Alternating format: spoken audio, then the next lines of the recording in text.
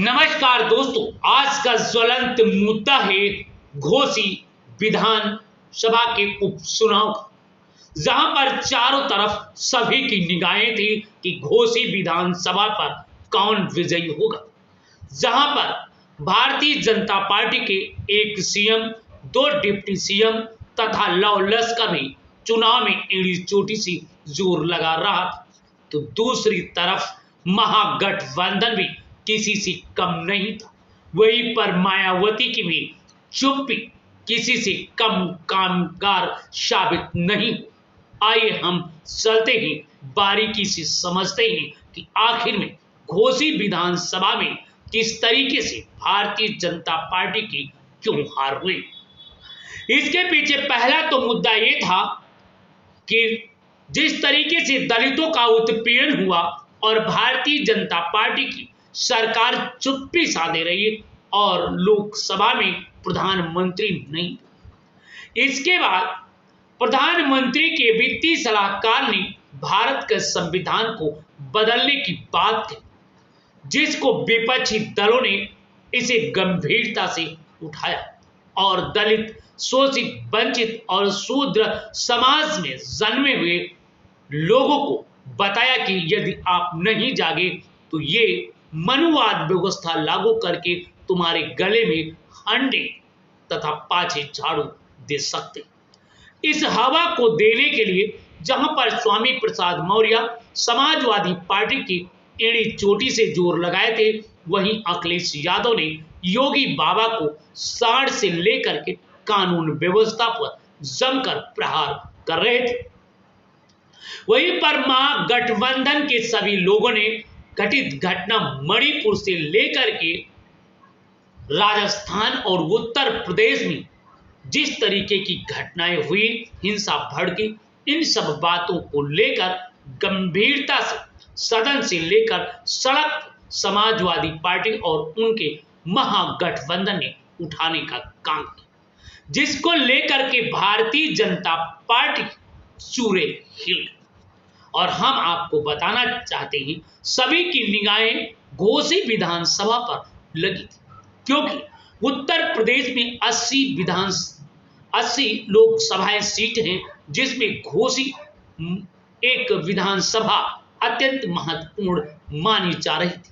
और ये माना जा रहा था अगर भारतीय जनता पार्टी इसमें पास हो गई तो लोकसभा में भारतीय जनता पार्टी को कोई नहीं रोक पाएगा, गठबंधन हो या महागठबंधन।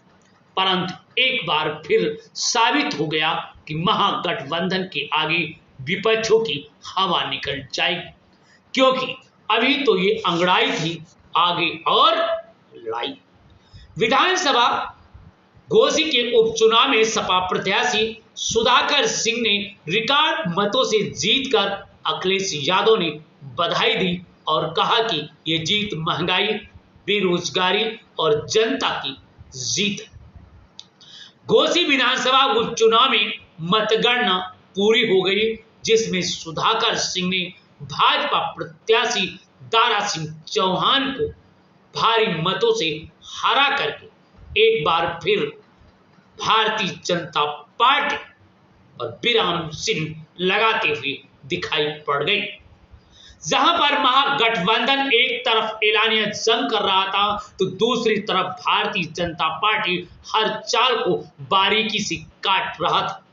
परंतु हम आपको बताते चले, बार बार भारतीय जनता पार्टी की हर चाल को महागठबंधन बड़ी बारीकी से चल रहा था। वहीं पर हम बात करें, महागठबंधन ने एक बार फिर भारतीय जनता पार्टी की चूरे हिला दिया। वहीं पर दलित मतदाताओं ने यह भी साबित कर दिया है कि भारत का संविधान भारतीय जनता पार्टी को छूने की बात क्या है। अगर उस तरफ देख लेगी तो ये दलित और बहुजन शूद्र समाज भारतीय जनता पार्टी उखाड़ फेंकने में काफी कामयाब है। अभी तक आरक्षण पूरा नहीं कर पाए, परंतु बाबा साहेब डॉक्टर भीमराव अंबेडकर का संविधान बदलने की बात सोच डाली। देवराय जो प्रधानमंत्री के सलाहकार थे, उनको ये नहीं जानकारी है कि आज कितनी महंगाई चरम सीमा पर है, उसे तो रोक नहीं पाए, मगर बाबा साहेब डॉक्टर भीमराव अंबेडकर के संविधान की बदलने और नई व्याख्या करने की सूझ पड़ी, जिसको लेकर के लगातार चर्चा विषय शुरू हो गया। हम आपको बताते चलें, इस प्रकार से लगातार भारतीय जनता पार्टी की हर चाल को जनता भांपते हुए इस बार करारी चोट दिया। वहीं पर बताया कि गठबंधन की पहली परीक्षा में ओम प्रकाश राजभर फेल हुए, एक गलती चुनाव में आड़े हाथ पड़ गया। बताया जा रहा है उपचुनाव में जाति संतुलन को साधने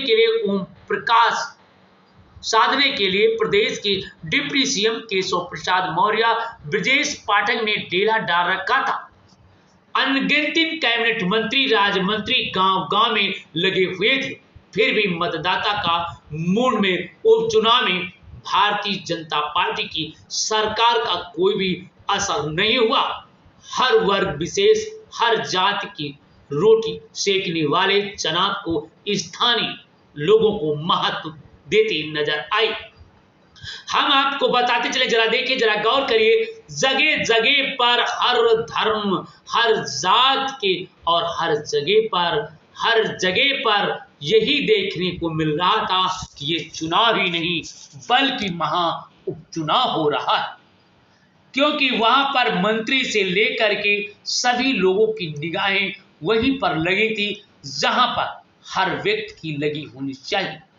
और हम आपको ये भी बताते चलें कि देखिए, जरा गौर करिए, हम आपको ये भी बताते चलें, जरा देखिए किस तरीके से चुनाव में एक बार फिर हंगामा हुआ और एक बार भारतीय जनता पार्टी को हार का मुंह देख।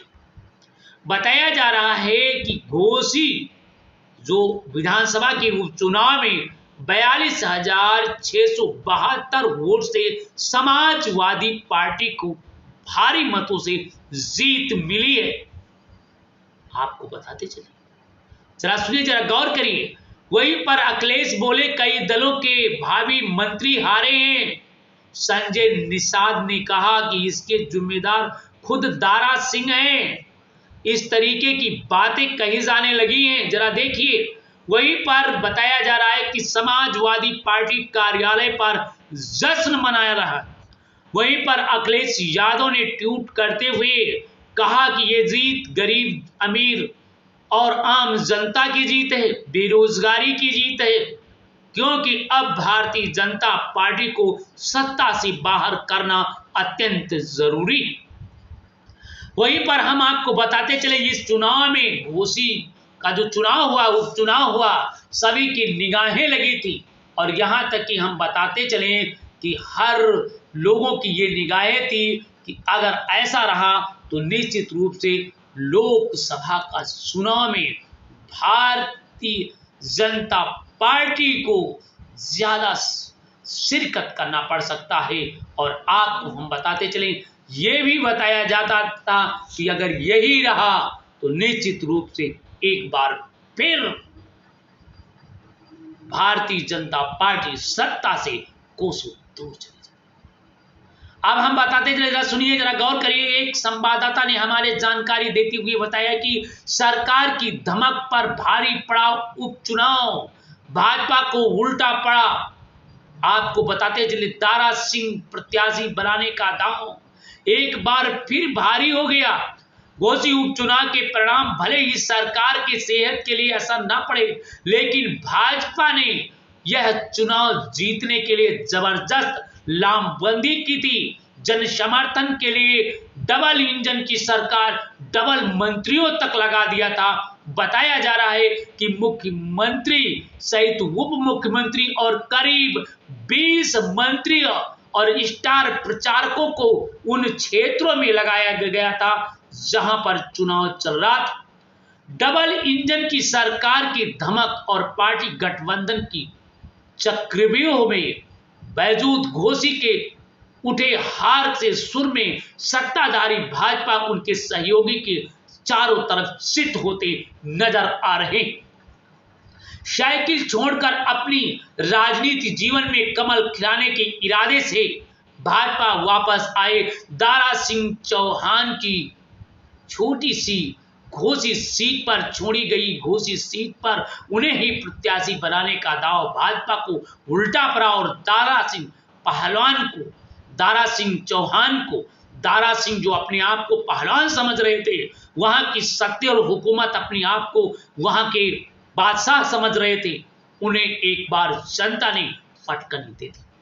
लोगों का यह मानना है कि दारा सिंह की इसलिए हार हुई क्योंकि भारतीय जनता पार्टी की गलत नीतियों के कारण बाबा साहेब डॉक्टर भीमराव अंबेडकर और हिंदूवादी व्यवस्थाओं को पनपने और अन्य समुदाय के लोगों को दबाने के कारण, उनको न्याय न मिलने के कारण समाज एकजुट हुआ और एक बार फिर दिखा दिया ऊंच नीच, भेदभाव और हिंदू और मुसलमान तथा दलित को लड़ाने वाली भारतीय जनता पार्टी को धराशायी करते हुए नजर।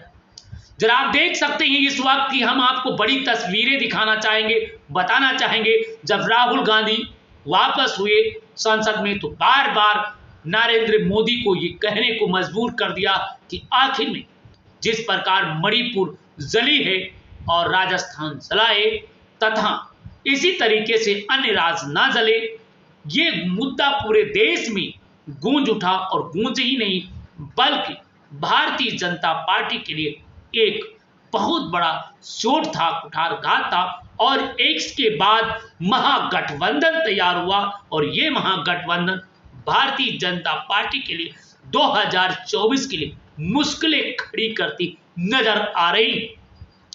देखना अब है 2024 में भारतीय जनता पार्टी क्या सत्ता में वापसी आ पाएगी या कोई और चाल चलेगी।